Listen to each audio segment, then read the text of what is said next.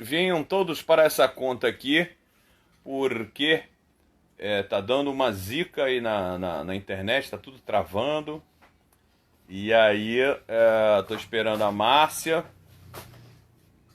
Ó, entrou. Márcia, visualizar. Isso. Visualizar. Sim, Márcia Gold. Pronto.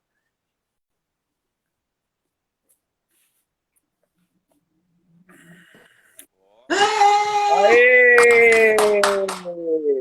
Tá vendo, Márcia? Foi Sabe o entrevistar. quê? Somos brasileiros, não desistimos nunca, meu bem. Isso. Você foi também entrevistar pobre, meu amor? Deu isso, né? Pois é, eu já falei nessa produção, escolha o melhor, pô. Os caras não sabem trabalhar, hein? Não Eu pode quero saber o entrevistar. seguinte, ó. Oi, Primeira pergunta que eu tenho para vamos você. direto. Ah, Boa, tá melhor assim, tá mais bonito.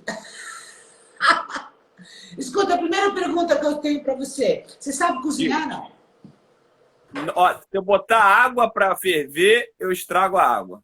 Ai, graças a Deus, sabe por Não quê? sei cozinhar nada. Porque eu estava olhando o teu currículo, você faz tanta coisa que eu falei, pô, se ele souber cozinhar também, eu cago. Não sei Então, beleza. Então já pronto. Se livrou de Ah, mim. Tudo bem, ah, Rei? Muito obrigada. tudo bem, querida. Desculpe aí, eu não sei o que que houve, porque meu celular também é super novo. Tenho feito várias lives, não tem acontecido nada. Mas graças a Deus a gente voltou. Show, Urucubaca! Muito obrigada por estar aqui comigo. Me diz uma coisa, agora temos aí, primeira mão, quem tinha notícia confirmada, a gripe do presidente Bolsonaro. Sim. Então, Olha, é assim, eu achei assim, tão escroto das pessoas falando, não, ele tem que morrer, ele tem que destruir. Você não viu, não? No Twitter, várias pessoas botando força Covid, né? Que ele tem que morrer. Eu acho assim, o Márcia, eu fui um cara, só votei no Enéas e agora eu votei no Bolsonaro. Mas eu torci pelo Sarney, pelo Lula, pelo Fernando Henrique, pela Dilma. Eu fui o cara que torci pelo meu país, entendeu? exato. As pessoas têm uma. Agora estão com essa coisa, esse ódio, aí e acusam o Bolsonaro de tudo o que ele não é. Não é? O cara pode ser até grossão, grosseirão, metido a machão, essa coisa. Agora, o cara, pô, não é homofóbico. O cara anda com um negro, fala que ele é racista. O cara anda com um negão, né? O Hélio Lopes, atrás dele 24 horas. Né? Nazista, o cara ele é a favor de armamento. A Israel está assim com ele, vai mudar até a embaixada do Brasil para Jerusalém. E aí chamam o cara de nazista. Pô, isso que eu tô falando, eu não sou bolsonarista, eu sou conservador, entendeu? Mas o brasileiro é uma raça muito baixa, assim, esse pessoal que fica, sabe, desejando que o cara morra, né? Assim, o cara pegou uma gripe, o cara tem um ódio mortal porque ele fechou muitas torneiras, né? Principalmente assim, na área de comédia, assim, 95% é de esquerda. Né? Só que o problema do pessoal que é de esquerda é que eles não se atualizam. Desde a época de Stalin, né, que morreram 50 milhões de pessoas, depois Mao Tse Tung morreu mais de 20 milhões de pessoas, Pol Pot, né, Fidel Castro. Tem cara que é de esquerda que usa a camisa do Che Guevara. O Che Guevara tinha um campo de concentração de matar gay. Pô, é brincadeira, né, Márcia? É Olha, brincadeira. eu evito comentar política pelo seguinte: primeiro, que eu não moro no Brasil, mas eu sou brasileira. E o Brasil é um Sim, país que me deu tudo que eu tenho, né? Inclusive a vida, porque eu nasci no Brasil. sim, Mas eu percebo que as pessoas estão muito à flor da pele, elas estão sem humor, sem leveza. Então, tudo que você fala é motivo de um reativismo, de um exatamente. extremismo que me cansa Exatamente. demais a inteligência. Agora, o que eu quero dizer é o seguinte: o presidente Bolsonaro, não estou aqui avaliando isso ou aquilo, estou dizendo o seguinte: ele fez declarações, muitas, dizendo que era apenas uma gripe e que não acontecia nada. Então, agora ele está com a gripe, ponto. Esperamos que não aconteça nada, certo? Sim, É sim. isso. É só isso. Eu vi essa gripe matar muita gente. Eu vejo a Europa, nós aqui na Europa vamos fechar de novo. Estamos aqui em pânico, porque abriu um pouquinho, as pessoas não têm consciência, né? Já começaram a sair, a não cumprir as normas, entendeu? Vai fechar de novo. Isso não é um problema do Brasil, isso é um problema da humanidade. Da Esse é um humanidade. problema, sabe, universal. Esse é um momento terrível para todos nós, no mundo todo. Não é um momento agora de bairrismo, entendeu? É um momento terrível. Bom, espero que o presidente Bolsonaro tenha a melhor recuperação possível. Eu também sou como você, torço pelo Brasil. Nesse momento, é o presidente que temos, eleito pelo povo. E mesmo discordando de algumas atitudes e de algumas medidas e de algum comportamento dele, só me cabe torcer para que ele fique bem, para o país ficar bem, para o povo ficar bem. Mas eu acredito que há males que vêm para bem.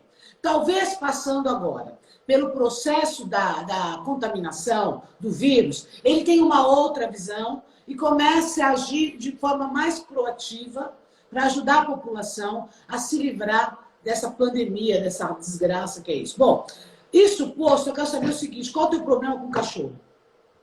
Meu problema... Cara, você acredita assim, eu fui no programa do Jô 11 vezes, né? Por isso que acabou o programa do... Por isso que acabou. Eu fui 5! Eu fui 5 antes da televisão. Tá vendo? E se você é famosa. Você acabou. E você eu fui lá e acabei com tudo. Mas o que acontece? Eu fui a primeira vez e, assim, ninguém me deu chance, assim. Eu mandei um fax para ele, aí ele leu o fax, não sei o quê. Cheguei lá e ele falou, olha só, você tem 2 minutos. Eu falei, 2 minutos? Não sei se você sabe a minha história. Eu parei de usar droga com 27 anos, já estou 28 anos limpo. Ajudei mais de 5 mil pessoas a pararem de usar. Eu tenho uma história bacana, assim, de... Por que você entrou nas drogas? Por que e como? Olha, assim, ninguém tem... Existem vários motivos, assim, que você tem que fazer uma terapia, como eu fiz, você entender a questão de abandono paterno, a questão de abuso verbal de mãe, invalidação, várias coisas que o cara que é artista, ele tem uma sensibilidade que vira suscetibilidade. Você fica suscetível. Aí você fica todo, sabe aquela coisa, tudo que se incomoda. Tem até um livro que fala ao contrário disso, que é o livro do Nassim Taleb, chamado Antifrágil. Entendeu? Então ele te ensina a ser antifrágil, a não ficar prestando atenção a xingamento dos outros, a invalidação ali. Então, assim, você só usa droga por 2 questões básicas: anestesiar a dor e perpetuar o prazer. O resto são variações dessas 2 coisas: anestesiar a dor e perpetuar o prazer. Aí, quando você tem uma dor emocional, geralmente todo mundo tem, umas mais, outras menos, você descobre a droga e o álcool como um anestésico daquela dor. Naquele momento você... Ou também, Rei, como preencher um vazio, não? Isso, exatamente. Você vai preencher um vazio. Você vai falar assim, porque esse vazio é o vazio exatamente emocional, aquela dor que fica latejando e falando, você não vale nada, você é um merda, você é não sei o quê, você é um lixo. Aí aquela vozinha que você ouviu ali na infância, que vai reverberar. Por isso que a adolescente se revolta, né? Que ela reverbera na adolescência. Você começa a questionar os seus valores, questionar a crença dos seus pais, essa coisa toda. E você não tem uma bagagem de vida para questionar isso existencialmente. Você vai questionar isso de uma forma mais, assim, no sentido só mental. Isso é uma forma mental. Você vai analisar, mas você não tem experiência de vida para analisar o que seu pai passou, a sua mãe, essa coisa toda. Você fica querendo só receber. Por isso que vira aquela coisa que hoje em dia é muito em moda, o vitimismo. Né? As pessoas são muito vitimistas. Ai, você não me dá nada. Ai, eu sou do movimento gay. Ai, eu sou do movimento... Vou falar, cara, meus amigos gays... Ai, mas eu não tive oportunidade. Isso, ai, mas eu não tive chance. Ai, mas eu não tive sorte. Ai, mas eu não tive pai. Ai, mas eu não tive mãe. Ai, mas eu não tive casa. Isso. Aí eles usam isso. Os políticos, por exemplo, eu sempre falo assim, eu tenho vários amigos homossexuais, super bem-sucedidos, nunca... reclamaram, lógico, tem muita gente que tem problemas, tudo bem, todo mundo tem algum tipo de problema, mas assim, a maioria dos meus amigos são artistas plásticos, são instrutores de meditação, cada um tem um tipo de trabalho, os caras são super bem resolvidos, nenhum vitimismo, pelo contrário. Era como era o Clodovil, né? O cara, ai, Clodovil, você faz do movimento gay. Ele falou, meu amor, eu não sou vítima de nada. O meu vestido é 50 mil dólares. Amava. Mas você vê, naquela época já, o movimento gay já rechaçava o Clodovil. Por quê? Porque ele tinha autoestima. Porque ele falava, meu vestido é US$ 50.000, querido, me deixa. Né? Que Então, o que saudade, acontece? hein? Que saudade dessa. Saudade. Não, você vê, a gente tá com saudade do Clodovil, falava que se mordesse a língua e morria envenenado. Mas ele é um cara Delícia. que na televisão, ele fez aquele programa, né, que ele respondeu da Dona Beija, ele fez várias coisas muito boas. Entrou para o Congresso também, você lembra? Ele entrou para o Congresso, tentou fazer alguma coisa, diminuir o número de deputados de 513 para 200 e pouco. Lógico que ele não ia conseguir, porque é uma máfia muito grande, né, o Brasil. Claro. Todo mundo ganha em relação à política, essa coisa, todo mundo que está metido dentro da política. Eu já estou pensando, depois que o STF, você sabe que o STF foi na minha casa, né? Ou não sabe? Soube! Então, Que isso? Que visita depois, ilustre! exatamente. Depois o STF me acusou de financiador de fake news. Eu, que estava no dia que chegou a federal aqui na minha casa, eu tinha R$ 189 na minha conta. Você vê o grau da coisa. Eu sou humorista, eu sou palestrante, eu me formei com 48 anos, faço palestra. O Ivo Pitangui foi um cara que me deu muita instrução na época. Chico Anísio, fiz vários shows com ele. Eu sou Ai, tipo amo e amava Chico. Chico Anísio, o Chico Anísio que me. Assim, e o Juca Chaves, que foi o estilo que eu peguei, que é coisa do sátiro, do menestrel, né, do cara que toca. Falar sobre política dentro da música, né? E o Juca Chaves até me ensinou, ele falou assim, não fica falando, botar nome de Figueiredo, Geisel, que você vai perder as músicas todas. Aí eu aprendi no erro dele. Entendeu? Então, esses caras todos que me forjaram, né, através dessa experiência, fizeram com que eu criasse uma autoestima muito grande assim, em lutar. Como até hoje, você vê, eu estou com 56 anos, não tenho salário há 40 anos, não tenho patrocínio, eu vou me virando, faço show. Agora que realmente o negócio fechou, porque não tem como eu fazer meu próprio show, não tem como fazer nada, porque não tem como fazer evento, né? Então eu comecei uma coisa que me envergonhou, mas depois eu tive que fazer, que é pedir ajuda pela internet. E foi justamente quando o primeiro dia que eu pedi ajuda pela internet, o STF bateu aqui em casa. Só que Como assim? Mas por quê? Então, me acusaram de financiador de fake news. Já é uma fake news total. Até o pessoal de esquerda falou assim, porra, eu te conheço, você não tem dinheiro para financiar. Até porque se você quiser falar mal do governo ou falar a verdade do governo, você não precisa pagar ninguém. Você fala muito bem, né? Eu não ia pagar alguém para falar. Aí o que aconteceu?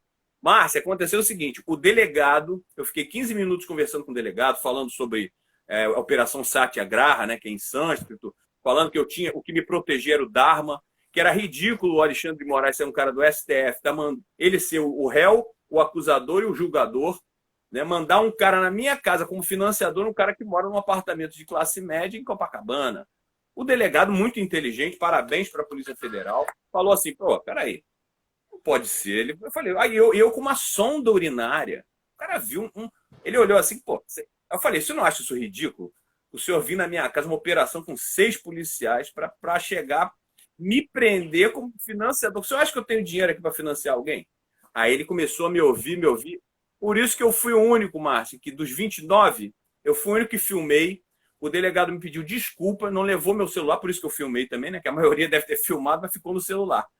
E ele me pediu desculpa e depois até o presidente lá falou no outro dia que ele não ia admitir que a Polícia Federal fosse na casa das pessoas e que não adiantou nada que a Polícia Federal, a mando do STF, continua indo na casa das pessoas. Meu seja, Deus. tudo que acusavam o Bolsonaro também de ser tirano, não sei o quê, quem está fazendo é o STF, que foi indicado por quem? 100% quem indicou o STF foram pessoas de esquerda, foram Lula, Fernando Henrique. Virou o quê? Um ativismo judiciário, né? Mas, enfim, Mas, enfim, você não me respondeu ainda que negócio é esse com os cachorros.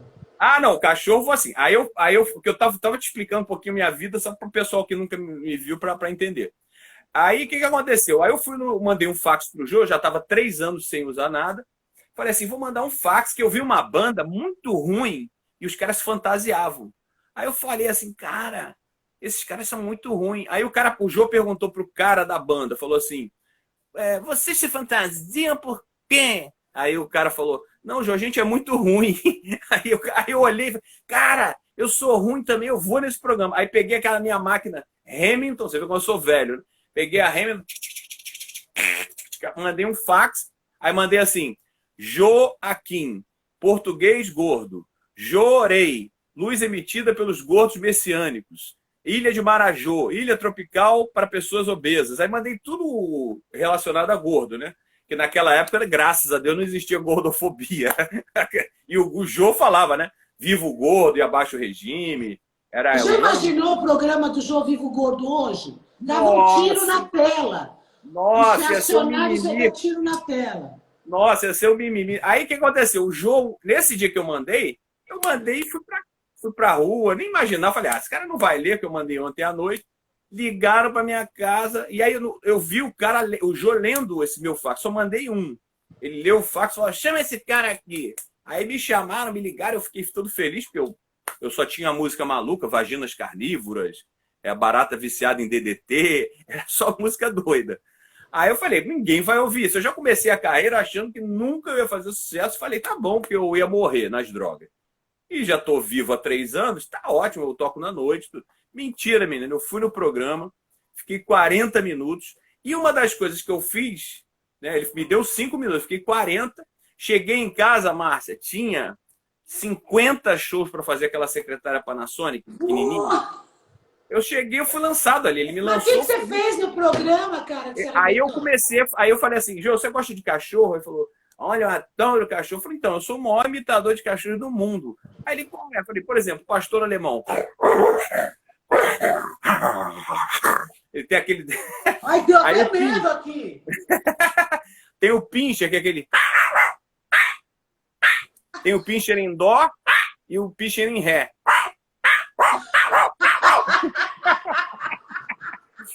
É só besteira, mas você vê, é um humor tão orgânico, né? Por exemplo, eu gosto de fazer humor inteligente, vou até avisar as pessoas. Não existe humor inteligente porque não existe humor burro, né? Não existe, ele é humorista burro. Olha, se você tem algum tipo de humor, tem alguma célula de inteligência, algum ingrediente ali, não tem como. Muito, porque você conseguir olhar para a realidade e extrair dela. E o humor tem humor sofisticado. Aí sim, que é, por exemplo, o Marcelo Adnet antigamente até fazia umas coisas bem sofisticadas, bacana. O Woody Allen, humor altamente sofisticado, falando em coisas que a maioria das pessoas não vão entender. Mas é que tu falando, é um cara que... Ou eu não alcanço ou eu não gosto, sei lá. O Charlie Chaplin era genial. Charlie Chaplin fez um personagem que era alegre e triste ao mesmo tempo. O cara era um mendigo, né? O Carlitos. Andava, genial. O humor é uma coisa assim. O personagem era um filósofo. Era uma lição de vida. Ele dando flor, ele todo sujo, dando flor pra moça. Ou seja, Isso é coisa de gênio. A gente está falando de gênio, né? Exatamente. Aí essa coisa do cachorro, aí então, tem o pastor alemão, o pincher, o vira-lata é ao longe, o vira-lata é... De madrugada! Ai, eu lembro disso de madrugada. Na época que eu fumava maconha, antigamente, eu ficava latindo lá em Búzios. Eu latia. E o pessoal, joga água nos cachorros! Era demais. Aí tem, por exemplo, piquinês com catarata. Era um pique. Você vê que não tem mais piquinês, agora é shih tzu. É aquele cachorro vindo lá da... O meu shih tzu era piquinês? Não, o shih tzu é a nova moda, é o shih tzu, porque o piquinês sumiu. Nunca mais eu vi piquinês nenhum. Aí eu entrei no elevador aqui no Rio de Janeiro. E que levou? Entrei no elevador, tinha uma senhora puxando o piquinês, né? E assim, o piquinês velho, com um dentinho assim para cima, um dente para baixo. Eu falei, cara, minha senhora, boa tarde. Ela, boa tarde, meu filho. A senhora vai passear ou vai enterrar? Porque tá morrendo, ele tá velho. Aí a velha, não, esse aqui é o Igor. Aí eu falei assim, esse cara aí tá parecendo Biafra. Aí ele latiu para mim. Latiu assim, eu fui para casa fazer laboratório. Aí quando ele latiu, ele parecia o Walking Dead, menino. Era o Walking Dead do cara.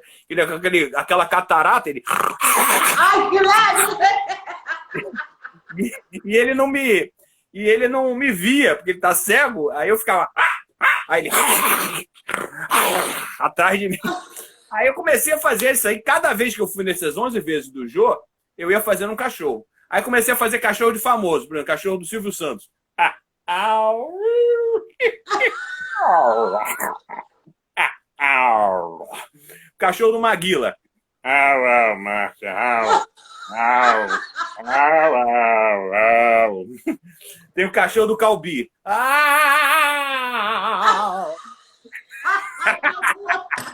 Que louco. Cachorro do Fernando Henrique. Real. Real, real. É que o plano real naquela época, né? Real. Eu tô chorando. Aí o que aconteceu? Aqui. Isso aí, menina, você viu, eu tenho 700 músicas e nenhum sucesso. Mas esse negócio do cachorro é incrível. Todo mundo para. Escuta, qual o cachorro mais difícil de se imitar? Ah, eu acho assim, eu acho que tem uns que eu fazia, mas parei de fazer porque eu perdi a maneira de imitar. Tinha o São Bernardo, que era. Que era muito grave. O boxer, eu imitava também, que o boxer é aquele rabinho, né? Aquele rabinho cotó, que ele faz.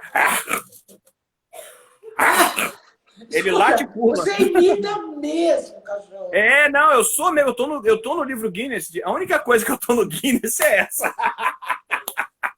Você tá no Guinness? Tô no Guinness, melhor imitador, maior imitador de cachorro do mundo. O mundo. maior cachorro do mundo? Isso. Você vê, né? Estudei, fiz marketing. Ah? Ah, é que é o cachorro do Caetano, que é. Au.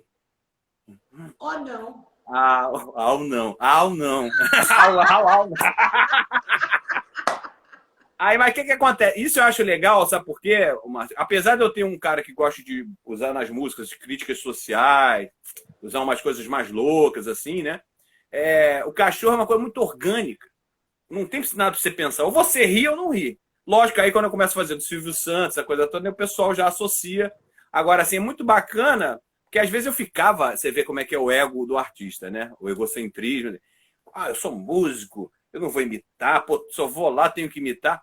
Depois de 2 anos de carreira, eu falei, agora eu imito cachorro, viado, eu não quero nem saber o que me chamarem, eu tô entrando. E você Não imita é Clodovil, porque agora a gente falou dele. Você sabe que, eu tive, até umas 2 semanas, eu vi uma entrevista onde alguém dizia que achava que ele tinha sido assassinado. Lá. Me deu uma grande saudade. Primeiro que era um amigo meu, não éramos amigos íntimos, mas éramos amigos. Ele me respeitava muito. E eu adorava quando ele fazia aquela maravilhosa. É. Era demais, não, é demais. Um cara excepcional, que dava muito tiro no próprio pé, né? Porque a língua, aquele negócio, não conseguia guardar a língua. Ele tinha que falar, ele tinha que criticar. Hoje em dia, aquele lance que você falou, hoje em dia ele estaria num programa bem popular para falar, para fazer, né? Falar, tipo o Léo Dias, essas coisas todas, ou então ele seria eliminado. Porque hoje em dia as pessoas não têm mais assim, o que a gente tinha antigamente, que era o fair play. Podia brincar com você, zoar, fazer imitação, que você não levava tanto pro pessoal. Né? Eu acho que está faltando hoje no meio artístico, em geral, aí quando eu digo meio artístico, eu vou mexendo com televisão, não sei o quê, está faltando, nós que somos um pouco mais passados na manteiga, eu acho que está faltando um pouco do glamour, né? Porque há um tempo atrás a gente tinha Clodovil, tinha Hebe, tinha outro, sei lá, tinha Bolinha, mais... lançamento, Chantecler, bolinha. Né? Chantecler, meu Deus! Ainda bem que eu não minto a idade. Você vê como eu tô velho, hein? Ainda bem que eu não minto a idade, porque eu posso lembrar disso. Eu era criança, Almoço com as Estrelas. Isso, nossa! Flávio Cavalcante, aí esse já é bem mais antigo. Quebrava Boa o noite, disco. Brasil! Isso, aí quebrava o disco. Pá! Nossa, se hoje o cara quebra um disco, imagina se eu quebro um disco. E depois Alô, Terezinha! Ah, não, esse é gênio, esse era gênio. E você sabe, né? Olha só o preconceito, né, Márcio? O Chacrinha, ele era tido como povão, gentalha. Nossa, esse cara joga bacalhau. Lembraram aqui o homem do sapato branco. Jacinto Figueira Júnior. O Homem do Sapato Branco. Puta, esse também. Não, é o Goulart de Andrade. Goulart de Andrade, isso tudo. A gente teve uma escola de televisão muito rica, né? Muito rica, muito de apresentadores mesmo que tem. Até hoje, nós temos aí o Raul Gil e o Silvio Santos, que são os mais antigos. É. Mas o Chacrinha, e depois que o Chacrinha começou a lançar as bandas, né? Roberto Carlos, o Caetano, olha, Chacrinha é lindo, apesar da aparência. Aí pronto, aí o Chacrinha virou formador de opinião, né? Você vê como é que o mundo dá voltas. O cara era considerado o Chacrinha, brega, eu acho que ele nunca falou 3 frases inteiras no programa dele, e ele acabou se tornando um ícone da comunicação, da mesma forma que o Silvio, que é um cara que ele é repetitivo, ele é não sei o quê, mas todo mundo fica no carisma do homem, né? Exatamente. E hoje, qual é a sua leitura do meio artístico hoje? Como você acha que nós estamos em termos de talentos? Poxa, olha, sem querer falar mal de ninguém, nem falar nada, porque assim, eu sou um cara que gosto mais de rock, vamos dizer assim, rock progressivo, heavy metal, outros tipos de estilos, né, música clássica. Agora, assim, eu acho que nós caímos muito justamente por ter tido a política, ter penetrado profundamente na educação, na cultura, e a gente tem essa coisa da manipulação também, porque nós ficamos anos e anos, nós aqui no Brasil, com futebol, cerveja e carnaval. Né? Ninguém, não quero saber de política. Aí eles têm imunidade parlamentar, eles têm foro privilegiado, eles têm não sei quantos. O que aconteceu? Essa entrada profunda na mídia, são sócios, aquela coisa. O Collor tem emissora de TV, o Sarney lá em. Ou seja, começaram a massificar e nivelar por baixo. Né? Então, o que aconteceu? Nós tínhamos, porra, eu me lembro de Djavan tocando Oceano, isso não é nem 20 anos, 30 anos. Pô, Djavan, João Bosco cantando, né? Tocando. Ele me fala de Djavan, João Bosco, Simone. Que é isso? Simone. A própria, até Alcione também. Belchior, Fagner. Nossa, é muita coisa, né? Muito talento. Até outros, assim, que é o irmão do. Não é Xangai, não é Funai, não. Tunai. Até os artistas mais populares eram melhores de qualidade. O Biafra, né? Tinha as bandas também, o Blau Blau, né? Que era o Absinto. Tinha essas bandas que estão aí até hoje, mas naquela época faziam muito sucesso, que é Paralamas. Tem nisso, você vê do rock, em todos os segmentos. Eu acho assim, particularmente, falando de música mundial, a década de 70, um pouquinho da de 60, vindo dos Beatles, né? Foi excepcional, tanto na música disco, né? Na música de discoteca, na música funk, essas coisas todas, funk mesmo, né? Porque o americano não chama o funk que a gente chama aqui da Anitta, essas coisas, não chama de funk, ele chama de Miami Bass. Então nós tivemos uma grande evolução em todas as áreas, no rock, na instrumental, na década de 70. Foi o nosso, falando do mundo, né? Agora, o que você falou, eu acho assim, está muito caído o nível cultural, o nível das letras. Essas coisas. Acho que está tudo muito volátil. Do tipo, vem alguém, explode, faz um sucesso, passa 2 anos, ninguém mais sabe quem é, já vem outro. E nós somos de uma época onde, para fazer sucesso, tinha que ter consistência. Não bastava ter exposição, não é? Não, e tinha um fenômeno assim. Por exemplo, tinha a Gretchen e a Rita Cadillac, que uma era do Chacrinha, era dançarina, a outra era que começou já naquilo e está até hoje aí, que se manteve. Como o meu amigo o Sérgio Malandro, né, que está 50, que às vezes os caras falam mal dele, eu defendo. Eu falo, duvido você ficar 60 anos fazendo glu-glu e aí rá. Não, Sérgio duvido Malandro você ficar fazendo conga la conga. Então você vê, nessa época... Quem não tira o chapéu para Gretchen tá doido. Exatamente. Não, e para ter essa longevidade... Não, e outro dia eu até questionei, como humorista, a gente tem que jogar um ácido aí, não. Eu falei assim, o que a Tami faz? Porque eu conheci a Tami, ela tinha o aspecto de menina, ela tinha 15 anos, eu fui em 2000, eu era apresentador de uma festa de caminhoneiro, ela dançava lá. Aí ela virou a thumb, virou. Falei, mas o que ela faz de arte? Porque ela ser gay ou ser hétero, pra mim não tô nem aí. Eu quero saber qual é o que ela faz para ser artista. Aí virou essa nova coisa que o Big Brother lançou: celebridade e subcelebridade. A pessoa no meu tempo, célebre, era Winston Churchill, célebre era o caso do Drummond de Andrade, era o Vinícius de Moraes, que tinham, né, um estofo, uma concepção, eles tinham um conhecimento para ser célebre. Hoje em dia, célebre, mostrou a bunda, é Não, mas célebre. eu concordo com você, mas eu queria fazer um parêntese. Eu acho que o Tami, ele se tornou celebridade pela transformação, porque é um Sim. transgênero, né? Desculpa, nem sei se o termo é esse, pelo amor de Deus, posso estar falando besteira, que eu não sou muito inteirada. Acho que é E lésbica. também porque entrou na política e começou a questionar muito o posicionamento das pessoas na mesma condição. Eu acho que é por isso. Então, tem um conteúdo, tem uma história. Porque tem gente que não tem conteúdo nenhum, não tem história nenhuma. Não, estou falando. Basta Aí fazer que tá. foto no Instagram, não é? Mas você lembra da Roberta Close?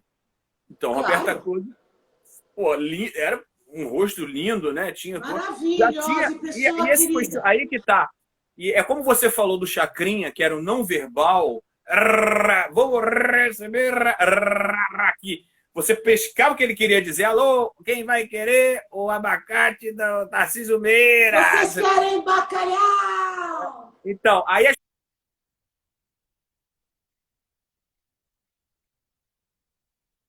É.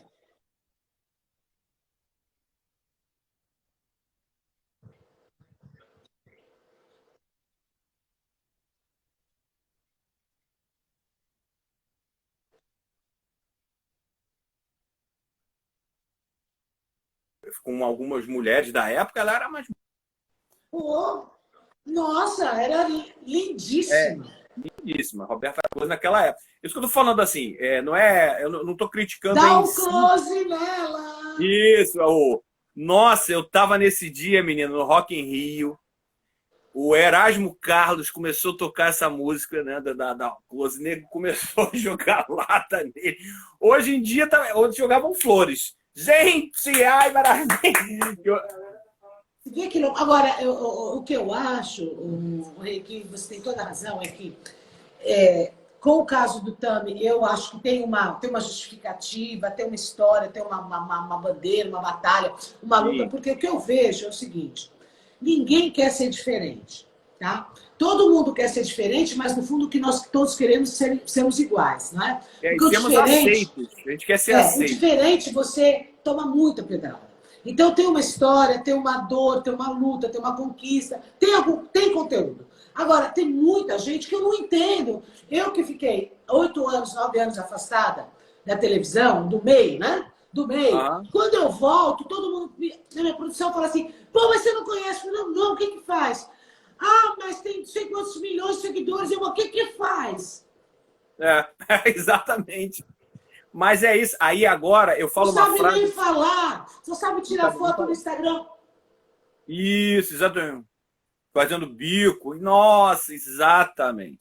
Não, e aí esse fenômeno que está relacionado ao que a gente estava conversando.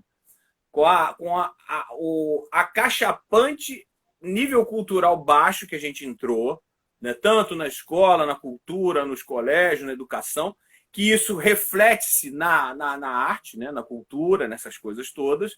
Né? E as pessoas têm essa coisa, esse afã de. Eu tenho uma filha de 8 anos, né? Ela quer seguidores, as pessoas querem. Eu falo assim, cara, Hitler, em 1940, tinha 6 milhões de alemães, né? Não foram todos, mas que apoiaram ele, vamos dizer, seguidores. E Jesus tinha 12. Né? 11 foram embora e um traiu, Judas. E o mundo é antes e depois de Cristo, não é antes e depois de Hitler. Então, as pessoas estão nesse afã. Eu entendo, é legal você ter seguidor, porque hoje em dia você sobrevive, você vê, a gente está sobrevivendo pela internet, não tem programa. Exato, porque hoje a gente está vivendo uma nova economia, né? Uma nova economia. Agora, essa coisa da qualidade, entendeu? De buscar. É que eu fico sacaneando meio o Clodovil, porque eu adoro o Clodovil, eu fico falando, meu amor, eu quero que o Bill Gates me siga. Eu quero que o Elon Musk me siga. Eu não quero... Quem quiser me seguir, me segue, porque eu sou lindo, maravilhoso. Agora, eu quero que esses caras me sigam, entendeu? Ah, Porque tá é o que eu bom. sempre busquei, por isso que, assim, eu nunca busquei fazer sucesso, porque realmente eu não acreditava com as minhas músicas de fazer sucesso. E já entrei num programa que era super sucesso, e eu sempre busquei o quê? O que eu tenho. Assim, eu tenho elogio gravado do Chico Anísio, do Ivo Pitangui, tenho elogio do Zico, jogador de futebol. Os caras dizem que são meus fãs. Então, isso aí, para mim, o cara, pô, você adora botar elogio desses. Falei, cara, porque esse é o meu capital. O meu capital é o prestígio e não é o sucesso. Ninguém me conhece, mas o meu prestígio, ter trabalhado com esses caras e ter o aval desses caras, para mim, hoje, na minha concepção, é essa. Hoje em dia, ninguém não tá nem aí. Ah, ele é isso, mas e daí? Ele tem quantos milhões de seguidores? Então as É. pessoas te medem, né? É Você sabe, eu vou te quantificação. contar, eu vou te confidenciar uma coisa. A gente quando convida para as minhas lives, então eu tenho os grandes, os tops, Sim, todos sim. aceitam, fantástico e tal. Aí a gente tem os influencers. Sim. Ah, mas não sei, vou ver. Ela tem quantos seguidores? Eu falo, gente, o, É o rabo tá ridículo. correndo atrás do cachorro. Verdade. O poste está mijando no cachorro, exatamente. E é porque também, né? Assim, exatamente essa influência que ele acha que aquela pessoa que tem 1 milhão, né, não vai morrer, não vai acabar. Quantos aí, quantas pessoas aí que eram célebres mesmo, até agora, vamos falar de agora, o Kobe Bryant, esse jogador de basquete, milhões de seguidores, morreu. Aí eu falo sempre assim, Alexandre o Grande, naquela época não tinha mídia, não tinha nada. O cara conquistou, morreu com 32 anos, conquistou o mundo. Quando ele conquistou o mundo, ele sentou e chorou. Ele fez o testamento dele. Ele falou assim: eu quero que o meu caixão tenha 2 buracos para sair minhas mãos, para as pessoas verem que eu não estou levando nada desse mundo. As pessoas não têm a mais essa coisa espiritual, sabe, assim, de ter uma integridade, uma maneira de, sabe, de querer. Por mais que você fale, porque as pessoas confundem, você fala besteira. Meu querido, eu sou sagrado e profano. Eu não sou padre, eu sou humorista. Agora, eu acho sim que tem que colocar o espiritual em muitas coisas, sim, né? E não por essa coisa careta, com medo de ir para o inferno, mas justamente para você vivenciar uma coisa bacana, você O deixar um espiritual legado. não religioso. Isso, Espiritual exatamente. não religioso. É Isso, sério. O exatamente. espiritual é a Exatamente. tua essência, é a tua alma, é a tua consciência. O Isso, religioso é o dogma. Tá cheio de isso. gente na igreja que não tem a menor consciência de nada. Nossa, nossa. Não, e o que eles fizeram aí, né? Você vê, o índio não tinha alma e podia matar. Isso é ridículo, o índio tinha que dar aula para eles. Né? Até que a gente falava essa piada, né? Acho que a gente devia entregar o Brasil de volta para os índios, porque pedir desculpa, falar, porque eles estavam cuidando muito bem daqui, até Cabral chegar. Eu não vou nem falar do Rio de Janeiro, do Sérgio Cabral, que está preso já. Mas você vê, Márcio, Mas, é incrível Rei, me diz uma coisa. Aí você foi para o marketing, você finalmente já entendi. Tudo bem. isso. Uma dor que todos nós temos e para uns é Sim, mais profunda, para outros é menos profunda e cada um lida com ela de uma forma, te levou para as drogas. Como é que, sim. qual foi o para sair das drogas? Porque tem o turning point.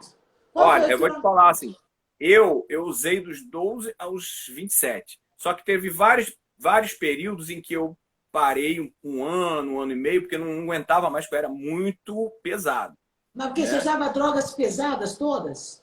Exatamente, todas que eu possa imaginar. Só que, quando eu já tinha sido preso, quando eu já tinha sido preso na Bolívia, já tinha feito, vendia droga, fazia tudo. Eu era clínica, vamos dizer assim, clínica geral. Eu fazia tudo. Aí eu Pintura já e estava, funilaria, né? eu estava voltando da Bolívia, tinha sido preso, estava voltando da Bolívia e falei assim, vão me matar, porque eu estava devendo dinheiro ao delegado, que era corrupto, estava devendo dinheiro ao traficante do morro, e eu falei, se eu voltar para onde eu moro hoje, em Copacabana, eu vou ser morto. E eu voltei. Fui no outro favela no subúrbio do Rio de Janeiro, voltei e fiquei usando 5 dias. Eu não queria, aí eu vou te explicar uma coisa muito interessante. Eu não queria morrer. Eu queria matar aquela dor que estava em mim e que eu usava aquela dor e usava aquela droga para matar aquele cara que se tornou um lixo na sociedade. Essa é a verdade. Eu fui me corrompendo com a droga e eu falei, eu quero matar esse cara, eu não sou esse cara. Só que eu me tornei esse cara com uso de drogas, como acontece com a maioria das pessoas, né? Aí o que aconteceu? Eu estava no 5º dia usando droga, bebendo. Aí olha como é que é loucura. Eu vi um mendigo no meu tempo assim, eu parei em 1992. Tinha aqui em Copacabana, tinha um mendigo sentado com aquele terno. Parecia que o mendigo brigou com a mulher e saiu de casa. Eles tinham aquele terno, a garrafa de pitu, de cachaça. Aí eu olhei, eu não tinha, minha cachaça estava acabando no copinho de plástico. Márcia, eu peguei, pedi a ele, né, com toda a educação, falei, pô, senhor mendigo, por favor, você pode botar um pouquinho de cachaça para mim?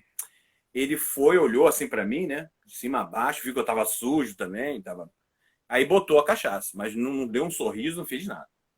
E eu sentei do lado dele, só que eu já tinha usado cocaína e estava muito louco ainda. Menina, passou um helicóptero, assim, aqui em Copacabana, passou um helicóptero e eu cutuquei o mendigo, fiz assim. Aí, cara, esse helicóptero tá atrás de mim. Olha só, um cara 5 dias na rua, pedindo cachaça pro mendigo. Aí eu cutuquei o mendigo e falei, esses caras estão atrás de mim. Márcia, o mendigo se levantou com uma fúria. Ele falou a minha vida inteira, em 10 minutos, ele falou, você é um merda, você tem talento, você é músico. Eu não sei, foi Deus que mandou aquele cara. Entendeu? E aí o cara falou, eu fiquei assim, acabou a onda, não teve, aí acabou o efeito da droga, acabou o efeito da cachaça, joguei a cachaça fora, levantei e estou há 28 anos, depois desse episódio do mendigo. 28 anos sem beber nada, sem Mas como é recaída. que foi o processo de detox?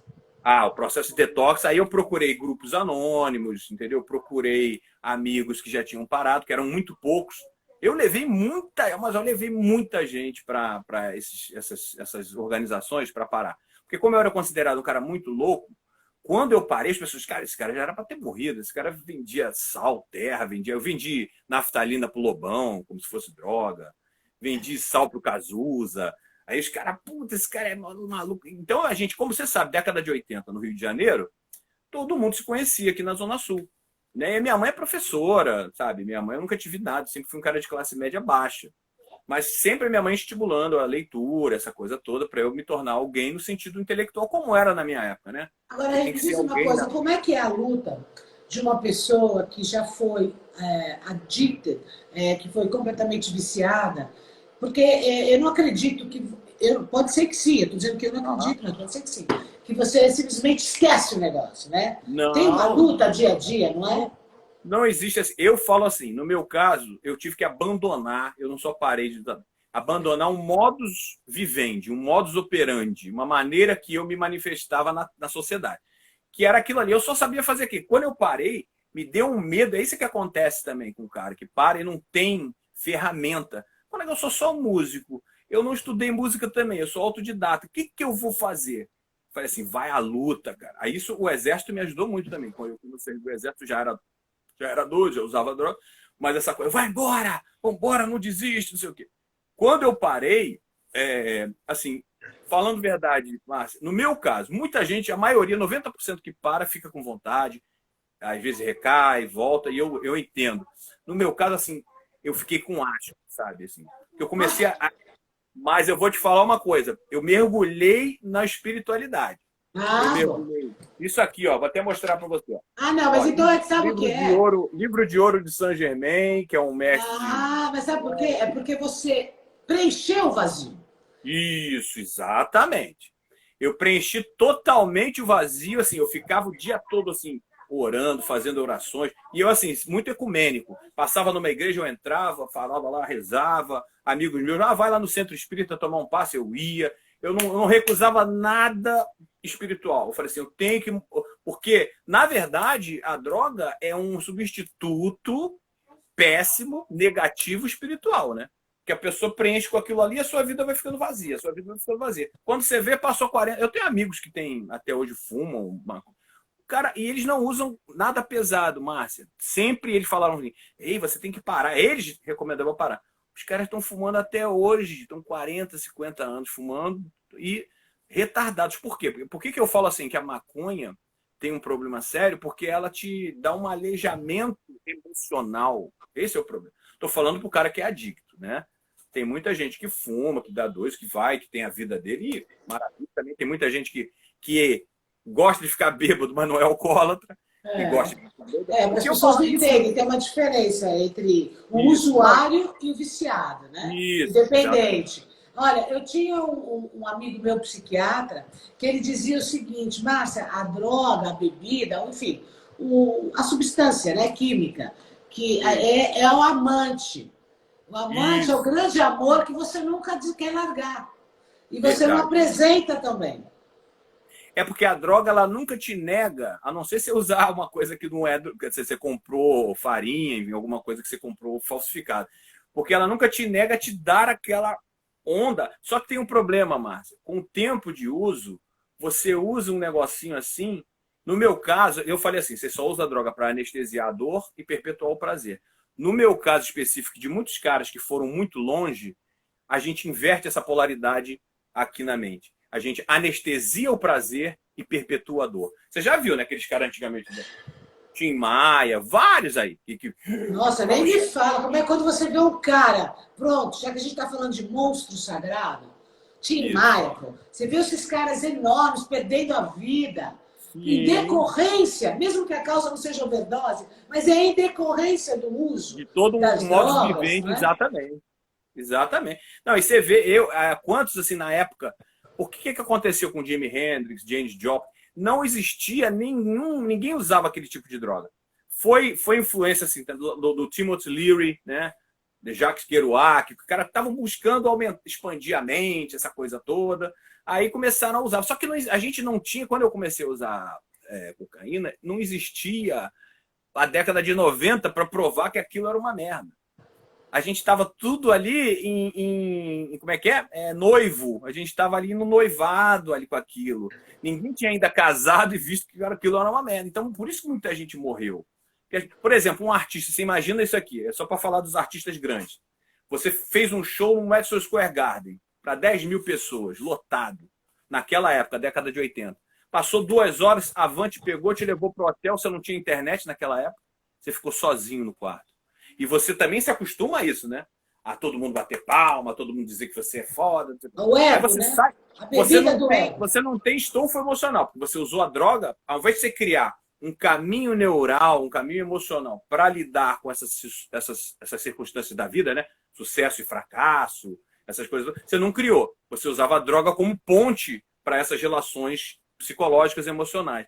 O cara sai de um show, ele é Deus, cara, tá lá tocando, arrebentando, pô, não sei o quê. Quando ele vai pro hotel, não tem ninguém. O que ele faz? Mais droga, droga, droga. Naquela época, o cara tinha grana, tinha tudo. Quantos morreram de overdose? Ele não tinha um freio, ele não sabia, ele queria de novo, ele queria o quê? Perpetuar o prazer de ser amado. Porque talvez ele teve uma infância difícil, talvez, né, ele foi rejeitado, aí estava ali todo mundo... E ele crente que aquilo ali, isso que eu tô falando, quando eu entrei na arte, eu já tava cascudo da vida. Eu tinha 27 anos, quer dizer, eu entrei na arte com 15. Mas com 27 anos eu já sabia que, como dizia o grande Antônio Abujanra, lembra? O Abu, falava, não interessa nem o sucesso, nem o fracasso, mas a resistência. Então aquilo calou fundo, porque o Antônio Abujanra era tão louco que ele ia nos teatros só em peça que tava fracasso. Ele ia entrevistar os caras. Ele falou, tem uma peça que tem 1000 pessoas, tá lotado? Não ia. Ele ia na tua peça, se tua peça tinha 15 pessoas, ele entrava lá e aí tinha... Você já teve quantos fracassos na vida? Ou seja, hoje em dia, eles não têm essa resiliência, entendeu? De enfrentar. Não. Essa geração... tem uma entrevista muito bacana que eu li. Aliás, eu acho que, sei lá, quando você estava falando aqui, eu estava pensando em uma coisa. Claro que todos nós temos dores, não é? Maiores, menores, que nós temos mais acesso ou menor acesso a elas, porque tem gente que não tem acesso à própria dor. Todos nós somos viciados. Bom, sim. Agora em quê? Não é? No trabalho, na fé, no amor, isso, na destruição. Não, às vezes até na endorfina também, né? Na endorfina de trabalhar, de falar, de criar. Agora, na exposição, no ego, nas redes sociais. Isso. E é uma coisa muito assim, que é muito artificial. Por mais que seja verdadeiro a gente estar aqui, assim, mas perdeu-se o contato físico, olho no olho mesmo. Lógico que nós vamos ver o resultado disso daqui a pouco. Né? Essa geração agora que faz tudo online, Essa geração que nunca viu ver a manga, uma mangueira, ver uma floresta e nunca foi numa floresta. E o que eu vejo assim, sabe o que, Márcia? Assim, muito incrível. Por exemplo, eu vi uma amiga minha que foi no Niagara, lá no Niagara Falls, nos Estados Unidos, a catarata de Niagara. Ela, eu que mostrei para ela. Eu falei assim, você não parou uma vez, você não fez um vídeo, você lá curtindo, dentro do barco, você filmou, bateu foto, aí depois você foi curtir a viagem em casa. Ela falou, cara, verdade. Eu estava muito mais preocupado em filmar a situação do que curtir o momento da viagem. Vivendo para fora. Vivendo para fora. Exato. Procurando lá fora uma aceitação que está dentro. Isso, exato. Se o outro me aplaude, eu estou bem. Se o outro me olha feio, eu estou mal. Como? Oi, que perigo. Exatamente. Mas isso aí é fruto, né, Márcia, assim, de muito, assim, às vezes, muito raramente a pessoa nasce com essa desenvoltura, ser bem resolvido dessa maneira, raramente. Eu peço a Deus que já tenha encarnado várias pessoas aí que tenham nascido, que tenham isso para... Mas aí que tá. Mas isso eu acho que ninguém nasce. Eu falo, todo mundo nasce cru, né? Claro que eu acredito que dentro desse cru, você tem igual uma matéria-prima qualquer. Você tem uma matéria-prima que se transforma em ouro, outra que se transforma em barro. Ponto. São matérias-primas. Agora, em que vai se transformar? Porém, eu acho que você vai também do investir no seu desenvolvimento. Se cultivar o seu desenvolvimento. Porque eu falo escola, isso que você falou para mim. Menos, gente, tem que ser escola da vida, entendeu? Essa que é a grande escola. Porque quem quer saber ler, escrever, isso é besteira. Você tem que saber a vida, que matéria-prima, como é que você está se esculpindo. Porque a vida não é mole, não. Verdade, verdade. É por isso que quando você falou, a coisa mais legal foi exatamente a minha mergulho no espiritual, na espiritualidade. Porque foi isso que segurou, lógico que eu evitei também ir nos lugares que tinham droga, amigos que também tirei. Agora, na verdade, isso foi vital, Márcia. Isso é bacana você ter falado isso, porque eu tenho feito muitas palestras e às vezes eu não lembro de falar isso. E isso é muito importante. Você descobrir, e eu sempre falo, sabe o que, Márcia, em relação à autoestima. Por exemplo, a autoestima de Cristo, né, que eu falo logo do maior para mim que pisou aqui na Terra, né, teve vários outros seres de luz, mas Jesus Cristo, ele não tinha casa, nem carro, nem esposa, nada. A autoestima dele estava centrada na identidade espiritual dele. A identidade dele não era o trabalho dele, não era a mulher, não era nada. Tudo de Jesus Cristo estava estruturado. Ele estruturou a autoestima dele na identidade espiritual. E isso eu aprendi desde que eu comecei quando eu parei, né, de usar droga e estou até hoje.